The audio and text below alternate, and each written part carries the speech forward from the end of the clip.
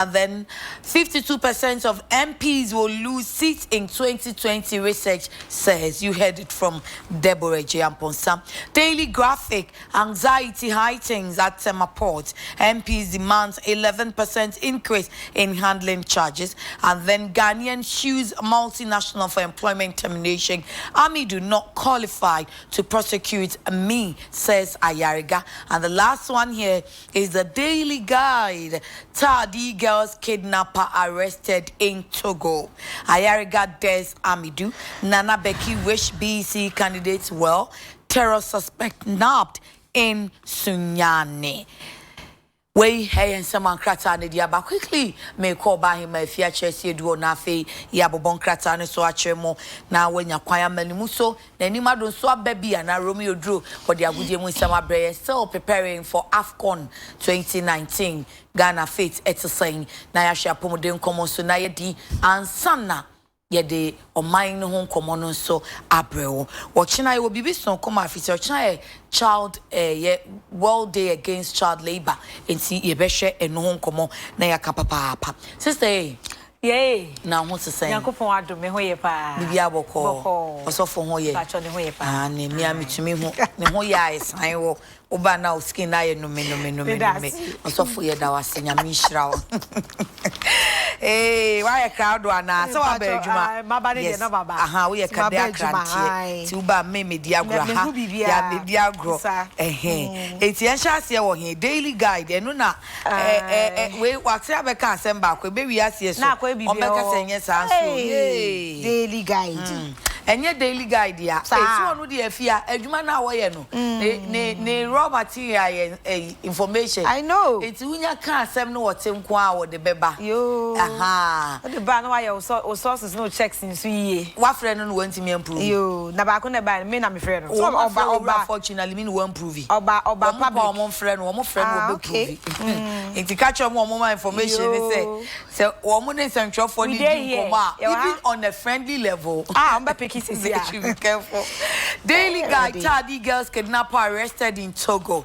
The Criminal Investigations Department of the Ghana Police Service has made a major breakthrough in rescuing the three Takoradi missing girls by arresting the prime suspects in the entire episode. The suspected kidnapper of the three girls was arrested in Togo through a special operation by the Ghanaian police, Daily Guide has learned. Daily Guide gathered that the suspect, whose name was only been given as John, is one of the masterminds of the kidnapping of the three girls. The suspect, according to sources, has been brought to Accra by the police and is being held to assist in investigations. He is alleged to have transported the girls to the eastern part of Nigeria after kidnapping them, and the GPS is struggling to get the exact location where they are being kept in that country.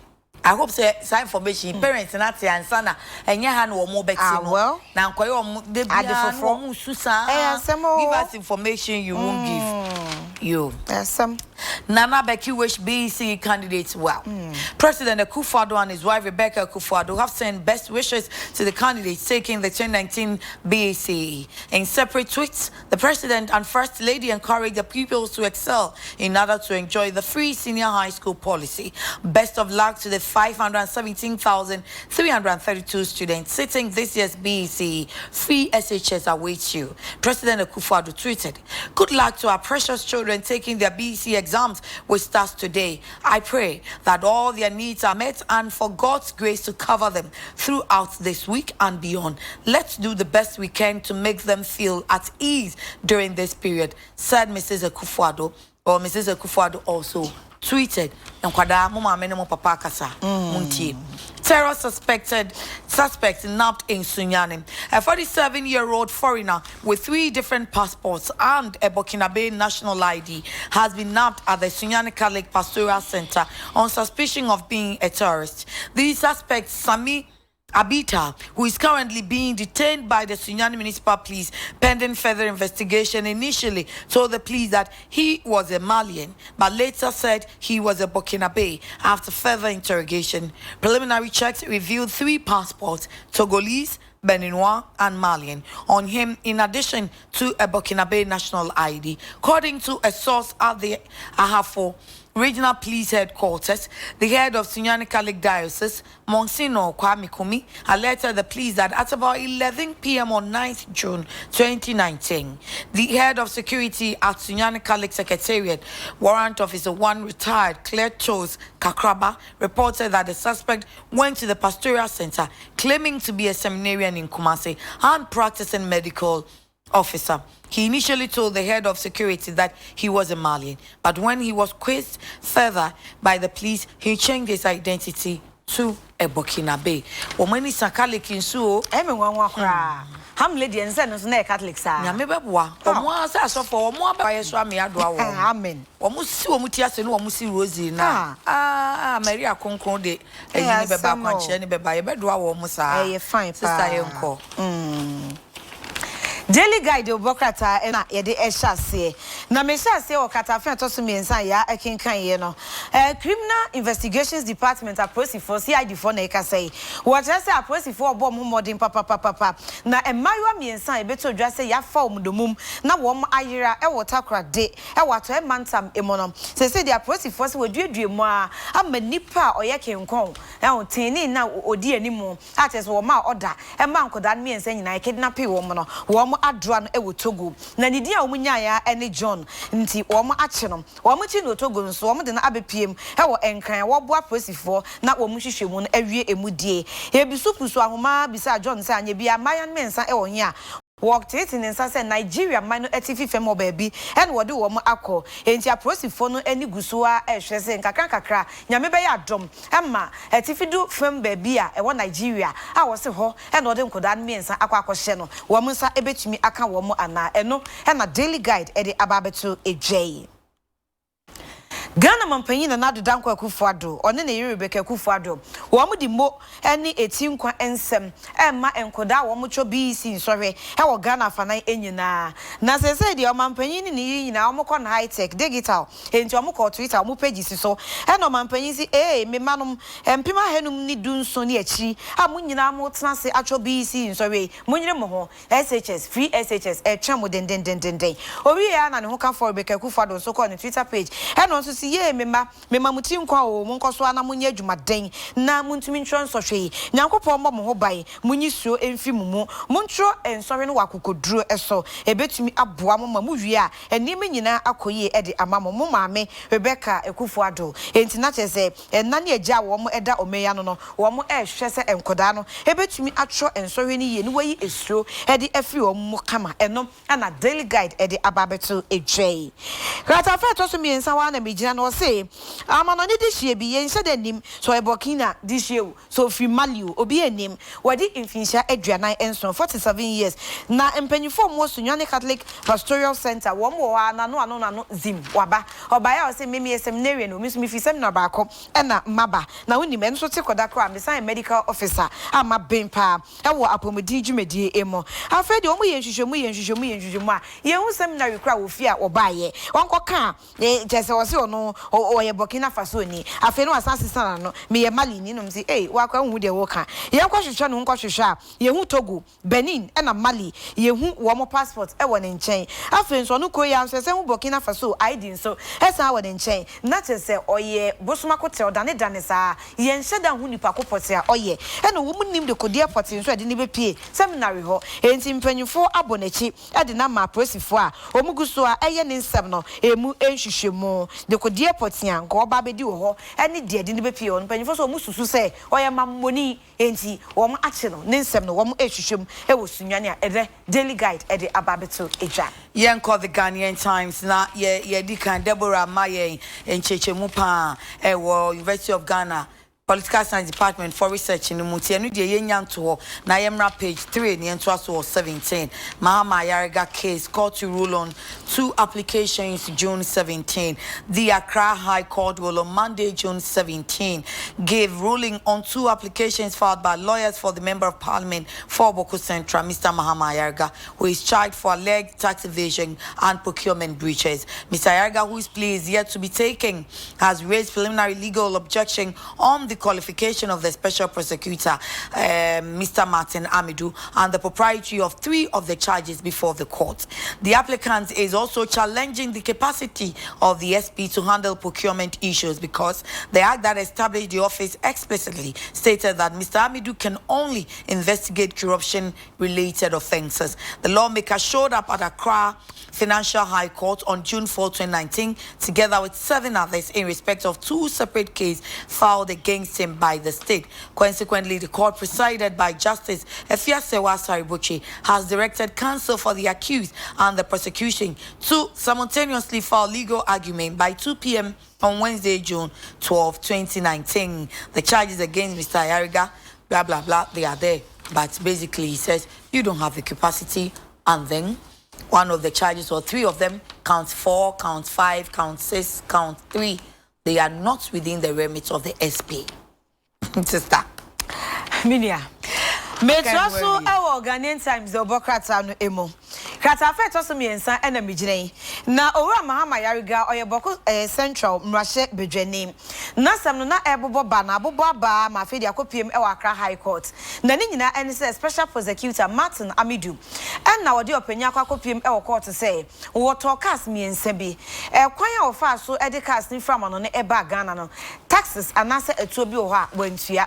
Na kwan ya ofa so to a procurement process no so eya dia wabu emra no bi so enti wo mra no meyi na no ewo court na eno na Mahama Yariga so lawyers abasem no na Mahama Yariga kra ebeka se na special prosecutor ikra wo hu ne se oni tumi o so wode ono Mahama Yariga ekokupiem ewasani bia de di nkan o so panyin wo bru finhia aduosie num 65 years no wo bro enti pensioner de ekwan be na wo wa wo de onsa ehye krata ase esantia me si yemfa criminal charges emmo me Mahama Yariga enti ho no kra wati afen so wo si mentua eto menyi ntum e na kwadu fo so a wo san de bom ne se kwan mefa so kra eto me cars no ni nyina entwa yie no wo se no so onyi ntum na wo ba be kasa kra no se bibi o kra so a wo san ebotugo so special prosecutor e ba be gia to no so na keta se kankan ne project corruption no wo be hwehwem de no kra no eni ni tumi mo de emra emma kwan emma special prosecutor ogina ne nan so eye adwuma no de emra no kan ene se de obetumi aya ne se obetumi aye enhwehwemu ediafa eniema ekeka bom kakra e market asese kankan ne proye ebem na so obeka so wakoto ade na ekwan ofa so process no e de to ade ne de wabuso ne de eni utumi mu nti okra wafom kwan enti one na lawyer fo na ni abredin den om de asem no kwakopiem e court na enno na otemuafo a wote asem no eso justice Efiasewa Saribochi eni Ayariga lawyer fo emu mebo mu nkro na special prosecutor Martin Amidu mo nso bo na lawyer fo mo mra emebo mu nkro enti June bosome ne da etoso edu enso obesan frasem no nemom o hwe kwan se hwie be ukwada eye June bosome ne da etoso edu emienu awia no mienu kan die na Ayariga lawyer fo no wo mu nkro bo no wo mu krata wo be di adanse ni chechemu na wo de aba na special prosecutor Martin Amidu nso lawyer fo edo mu nyina ede aba enti o mu hia ensuo ni samne ne no medware no mo afi ama Ghana fo nyina ye hudi etiemu mo Yemra page 16 and 17 center spread. Smuggling of PFJ subsidized fertilizer. Police impound 4,000 bags at Paga. About 4,000 bags of smuggled subsidized fertilizer meant for the government flagship program of planting for food and jobs, PFJs, have been impounded by the security agencies at Paga border in the Katsina Nankana West District of the Upper East region. The impounded fertilizers, which were in 25 kilogram bags and were loaded in 2 articulated trucks, GT 3181J and AS 7300V, respectively, were being smuggled across the Paga border to neighboring Burkina Faso. While the fertilizers had been confiscated and in the custody of the Regional Coordinating Council and the Regional Directorate of Agriculture, the 2 drivers of the vehicles who were arrested by the police had also been tasked to provide the consignments of the fertilizers. Ghanaian Times Obokrata krata fe to so edun so ani edunsia efifi ho enemy na amanebo wode etudwa ene say was fertilizer bottle mako bese empem nine aban edim wahwe say planting for food and jobs no watete ne boso kra enti yencheche ma akuafo na wo muntim fam gu omo no bai so na enso doso emma wo mo no fertilizers no enipa bi de gu ahyen akese mienu mu a wo mo di akopiem ewo paga border ewo kasna nankana west mensin ewo upper east mantam no emo enti eka de na chese wo mo de trahye akopiem ewo Burkina Faso akoboni donkomi aton wo ho fertilizer ye di be planting for food and jobs no enipa bi awie a wo mo de fa esumase akwakoton na nyame yi wo mo so krata enti sa fertilizers ka ma mienu be no yache cast ni mienu nyina amma regional coordinating council and the regional directorate of agriculture wo mo agi fertilizers ni nyina e de agu wo mo akache a driver for mienu na wo ma ye ma e wo si achi wo ka ni mienu mo no ya dro wo mo e na mpanyifo pusu wo mo se ehimfo no mo sa hwe krata ase ehimfo na fertilizers ni wo mo dia wo mo de suma mo sa mo fa nko he enti eno sa information no e na prosifo epusu nunu ma hwe se o metumi atene kankan e de afi sa a driver for mienu a ya che wo mu enchen ana Yeria wa Ghanaian Times in Emra Daily Graphic the Ubokrata anymore. Anxiety heightens at Semaport. MPs demand 11% increase in handling charges. Demands for tariff increment by the Meridian Port Services MPS from the Ghana Ports and Harbours Authority GPHA are heightening tension over the operationalization of the new terminal facility come June 28, 2019. The MPs which per concessionaire contract signed in 2015 is expected to take over the operations of the Tema Port is asking the GPHA to adjust container handling charges by 11%. And on the brofone, when it is incoming, it is in doing. If you don't watch us, anxiety among port workers was raised by a letter from the MPS addressed to the Director General of the GPHA, Mr. Michael Luguji, a copy of which the Daily Graphic cited, asking the authority to grant an 11% increment in port tariffs, including marine, cargo, and terminal charges, to reflect provisions in the concession agreement and contract, after having earlier slapped a 9.1% increment on handling tariffs on port users. The letter signed by the Chief Finance Officer of the MPS, Mr. Sunil Bansal, on 24th May 2019 said the tariffs for the new terminal had been drawn in line with the provisions of the Deed of Amendment of June 12, 2015, and would therefore want the GPHA to grant the request within the schedule clauses of the original concession agreement. The tariffs cut across container handling charges, vessel berth charges, and other port user fees. Some port users said when implemented, it would increase the general cost of doing business at the Tema Port. Exactly the concerns of Gapuha workers. No be so. It be so no. It be so pa. Daily Graphic de Obokrata kata fe to so mienza. Enti e ba na eyo. So bro for no match say. When it is incoming, it is in doing. Enti e ba na eyo. Okay. Graphic e bo amane say Tema Port ho no. Ensem bi pese sisie.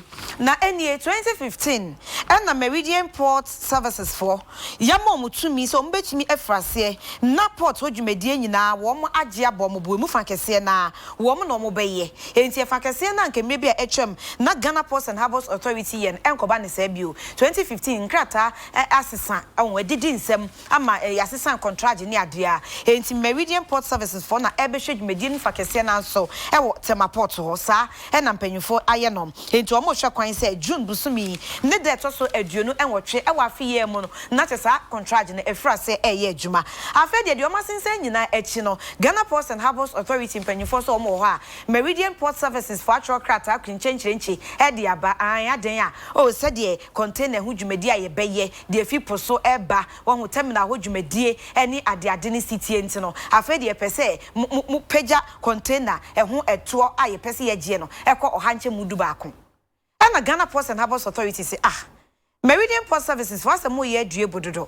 Adie ye ne matena se aka bibia hye nkrata mu kama magye atom masan ya san enti yenim se de wo contract ne no an ye de be ye adwuma ne ba ne se na prekope motwa muzim e ba be kasa fe de ye nsanfa ebo a e de da container ni yie ne hu dwumadi ahoro so se nam poso ana se nam enyina no ye mfa hanche mu eduba ko e mfa nto so mamu e be ha dwen krata ne ye nsa ka den so ye kasa ye betum de ye adwuma ne eboa ye gitum ne de amemenu fi eni ehu America say unim de beye ebe ma dwumadi awura ebe koso e wotema port ni businesses ni nyina ne bo aye den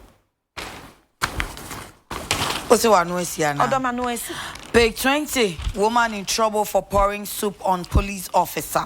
A woman has been arrested by the police for pouring hot soup on the Asin Praso District Commander of Police, Superintendent Isaac Tete. While leading a team of policemen to arrest suspects at Asin Dansami, a community in the Central Region, Mauto Gashku, who complained of heart pains after her arrest, has been referred to the Cape Coast Teaching Hospital for medical attention. Superintendent Tete had led a team of policemen to arrest some suspects who had taken refuge in Mauto's house upon a distress call, but received a soup bath from Mauto as he and his team engaged in a scuffle to arrest the suspects. Meanwhile, the police have managed to arrest 9 people in connection with the earlier distress call. The suspects include Yao Safo, Kwekwa Mankra, Richard Kwame Frimpong, and Frederick Frimpong. The rest are George Aware Bafo, Emilio Poku, and George Boabeng. And say, "O man for money, suppose papa, too much. Moi, too much. And yes, wo be na ebone no wo beche. Na wo beche ufi. Nka wo yini pie. Wo hwie nkwan gu papa yi so say. Atade e hye no osunsume wo mu kra mo. Wan kire buo kra ma atare no. Oh, anya de. Se papa ye be magina wanim. Very no bad. No wasan kra hye sa atade. Wanya de. Posifo ya no wo bebu ye ho ban yo. Ntisi ye wo mu sa ebeha. Sister Yonko. Yes, so musa kan. Daily graphic de obokrata and kata feto so aduo no. Afrosi fo ko mfimfin mantemu. Yes, o munko di dwuma bi.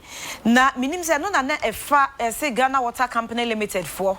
Ensuo bi na omanfo no etutu wo a omudi hu dwuma e na omso oma no mpese omhwe so na aban se da bi ensuo no dwumadie ne de wasa memi aban me bem na me de hye Ghana Water Company Limited for ensa na wo mhwe edi dwuma no emma me e wo me aban me din mo e no omanfo se da ye mpene so enti chobo ye ne esuo ne ye ntia prosifo ngumai na wo mo enkobo ban e wo ho na sundue emra na graphic e ba ma ne se wo ma wo mo koye a e ya prosifo a wo mo kwakodi dwuma no e wo ho no na chese Asin Praso District Police Commander Superintendent Isaac Tete wono na edi emema no anim ne dom anim ema wo mo aircraft no mko nya nte yese enipa wokope wo ma che wo mo e wa Asin Dansame ye empotamu ba kwa wo mfimfin mantam emu no saafo ni nyina kobo mo adwa e wo mame bi efen Mauto Gashiku ni fi enti obomoden ko se Mauto se mema ba na me be chi domi no ma bebo dompimo fi abebo mo adwa e wo hade a se na wo so yi wo mo ema me oh se prosi commander bebie na no so mbie na no abekwan sisia esi jaso huru kotokotokoto mami maso nanim ne ho twɛw wahwiago no so enti graphic e ba amane se o prosini ne eprai na natade ne nso a ehye no no esei esan suban bonia mame no eda ne di enti ekowi ase no prosini wa mpa aba one ne mema no echichi nipa no mu enkron mame no eka ho bi e de wo mkokopi a prosifo akache a na woguso a eye wo mo ensemu hwehwemu etotototo wo mo ano afi ye chi opana mami sie na mekwa mo akomayare e na me wo na aba no msesa wo akomayare on na bra wo hwia be kwan hyehyehye go prosini so no wan kyere bu amma ni dibre ene natade a ehye no sa be ne na onkai so wakomayare enti ye na kopiem wa sabia se ye nhwe na akomayare kro na so called okano na emfama no enu achi be bia mra ne da no e de ne beto pepepe enti o se sa enipa ya ya twetwe o munyina wo mo prison custody o mo hye a prison for ekukumo June busumi ne de to so aduonu e baako o san ababio na de mra no be ka kwata no ye twimi ehudie etuemu graphic one say if you say posifo kochi obi na so mu use reasonable force yeah na ebro so say na den na mo human face omu fire live ammunition say na den na baby for use hot water na mu de mu ntum bo ase ma manfo na one say wo nipa na ba wo beche no wa hwie nkwan agu say ye na kaposi ko use reasonable force wo si na suma say wo kochi obi wo si na suma no yo ba be si e no wa bro no wan kire hwe ba de obeye enti yesu ban no na ya na kire posifo no reasonable force o mu be use wo yeso very bad enye kra ye na ma ye kire wo mo social media bi ni ye so pa posifo na e ya ye nso ye musa ye ho say ye nso ye boa ema posi no wo mo better policing no e daddy ana subanya mame ne da na de ye very bad very bad na nse won se nya mame nko a na no roba ni meti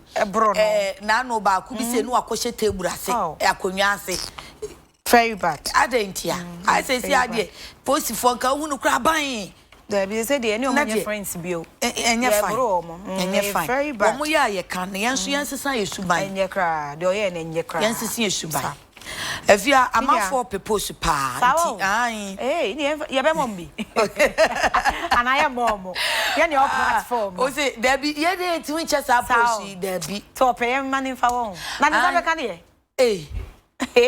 Evia minia jami kwan na usa me ho sa mi bisa sa ni sabe kan woni post kro post be na ni ada no wani kem bisa there be na me pese mu sa ni sabe Friday 4 p.m. Omo be ka se kona bra no na 6 abo court upon be dem bisa juada bi chabo yesu di mo amen e matada if your daily dispatch say amafo propose papa tampuli jina po asenso wadison and others target seats in 2020 ebra University of Ghana for the one report na bano na say no ka no e wo back page with a little over 17 months to the 2020 presidential parliamentary elections, a number of leading NPP who are not in parliament are targeting some seats. As at press time, a total of 10 names have popped up, possibly to contest. The 10 include Francis Asenso-Boakye, Deputy Chief of Staff, Alhassan Tampuli, Executive Officer MPA, Abu Jinapo, Deputy Chief of Staff, Michael Ochebe, Free Zones Enclave CEO, and then Mustafa Yusuf, Executive Director, National Service Scheme, Lawrence Ajinsem, CEO, Ghana Exim Bank, Dr. Ibrahim Imoro, CEO, NAPCO, John Kuma, CEO, NEP, Kofi Kansa, CEO, Accra Digital Center, and then it breaks it down. Tampuli is likely to contest NPP primaries at Gushegu. So Tampuli is looking at the Gushegu seat, and that place was held in 2016. So Dr. Ziblim, did he get? He lost. So now it's in the hands of NDC. Dr. Idi went but couldn't make it, and the current member of parliament is Thomas Nsa. Yes, Thomas Nasa. So that is the seat Mr. Tampuli is eyeing. Then Asenso-Boakye from Tescon, where is he looking at? Bantama. Hey. Bantman, I'm saying honorable Kokofun lays in the boot to know. Prince, want to some Bantman, honorable Kokofun lays in the boot. Hey, very day. So, Deputy Chief of Staff Asenso-Boakye is targeting Bantama. Another Deputy Chief of Staff, Jinapo, that's John Abu Jinapo, is targeting Damongo, which is being held by Adam Mutawakilo. And then Mr. Philip Addison is still targeting Kole Klote. So okay. Sabre ye ba. Kole. So now, okay. So 2016 he looked at Kole Klote. It didn't work. This time around he's going to El Cropon.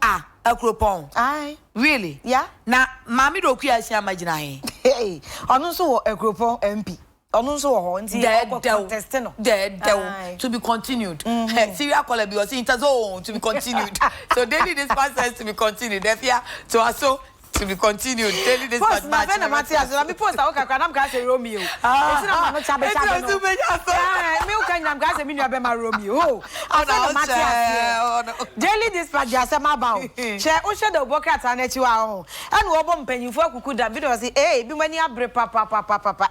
2020 nyamba be many abramsin and cards and yet the internet fee. Yes, you come Russia be Jamibia. Eh, yepa.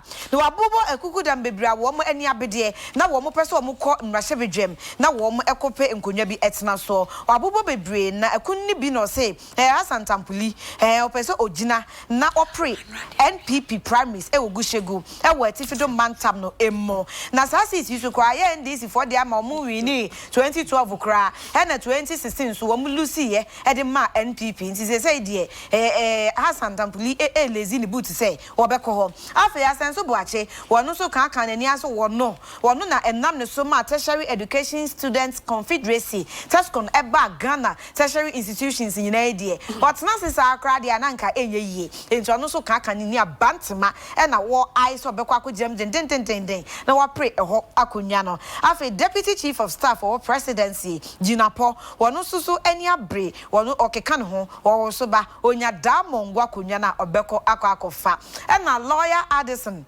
Wanusu maybe some Mokaya Okoe Clotte Kole Abaton Pesia so War 2016 NPP Manukoni Demo or quite an antentam ain't Afide 2020 no any Afia copy 2020 baby a lawyer Addison or person what day necessary echo bob a year Eastern region, a poem bantam, a coupon to be precise, a home and a person or corner, Catanzi A, now also Loquiasiama AJ, oh, say a coupon MP. It is a Ebeko daily dispatch say to be continued. Can you know a deputy minister of information?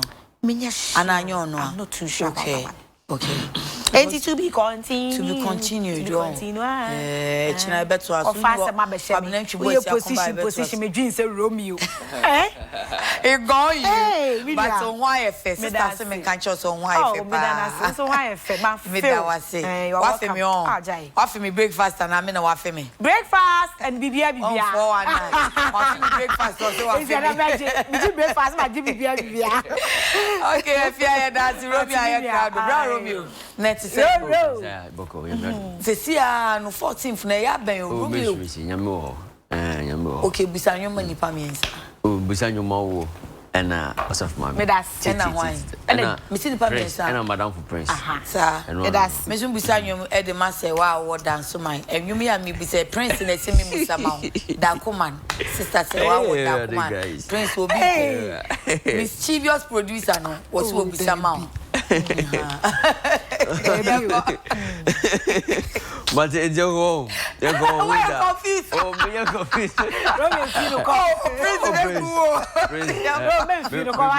Prince. Yeah, Prince. Yeah, Missy Bisanyo won't be serious. Prince will be sanity and a macamano. And no, Sasa. And no, Nasa. Who will be Kabi? Oh, me bear blaster story. Bear blaster.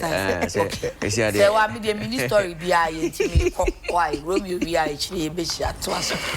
It was the first supposed to remember Ghana for another president Dicano and call Emma this way chocolate drink as you do here no and one any so share sounds on special ice and a special drinks in now or more birch dominano painted disposal Eddie Atuaso Eddie Ama Ghana for you now quick one you go PMO our Black Stars camp Dubai and I could see up here drop 5 players like I said the 23-man squad final one what to me I submit to Mudikra Eddie Akoma calf into Omo and Omo Ekojina Okono Ediamo my Ghana Emra Afcono Eba Beshasie a year 21st of this month here and a South tournament in the Eshasie Ghana first match Omo and the Benin the scorers of Benin and Ebebo Omo permanent defending champions Cameroon and so Ebejina Mudin in Domtabo Lions against the Black Stars and San Omo final match on the Guinea Visa and so at the Apim so ya Bompasa Kosiapia and the squad or the Abetudano. And couldn't be able to call Edia my name, and Ranto Mudin edit this way, and I could see a drop your mom, Beneza Ofori, want me and make it the final squad, Samsuna, my J. Duaris, and so to me and make it the final squad, Mohammed Al-Hassan of Accra House of Oak, or also to me and make it the final squad, Abdul Fatau of Kumasi Asante Kotoko, or also to me and make it the final squad, Yayabua, or also make it the final squad, and 5 players, and I could see appear a yomo the free any team already now new Musa on the Wepra a plenty when to me and make it the final squad 23-man squad no akosi appear at the goalkeepers near me and Sam Richard Ofori or no Ejinamotin Dende and Lawrence Atizigi or no Ejinamo Kumasi Asante Kotoko number 1 goalkeeper Felix Anna or no any one local player I'll be sure can be at the Ama my Ghana they are foreign based players defenders no Andy Yadom onusu ejinamu dende Abdul Baba Rahman Luma Agbenyanu onusu Ekobi Kasim Nuru ojinamu John Boy Jonathan Mensah Joseph Edu and Joseph Atama wemu and the defenders no midfielders no Mubarak Wakasu, Thomas Tepate, Kojo Asamoah, Friye Aqua, Andrea Dede Ayu, Christian Achu, Samuel Owusu, Thomas Ejapon we mo any midfielders now James Akwasiapia Edwomoko strikers no Samoa Gyan Ojinamo Dindin Jordan Ayew and so can be Caleb Ekuban and Abrantandi de Kwabena Owusu and we mo any 4 strikers Akwasiapia Edwomo Ekopiemo our AFCON 2019 reporter Urban HSA Majid Waris went to me and make final squad no waja ni koko apai enti meeting ananka Akwasiapia ene omo babaye na waka kyerɛ mo say oh we dey mesrɛw this time maybe our modern bo answer ni enti na me you efrim no Majid Waris wan cause ambiti no bi efse no buafu enti we any latest free Blasters camp Dubai.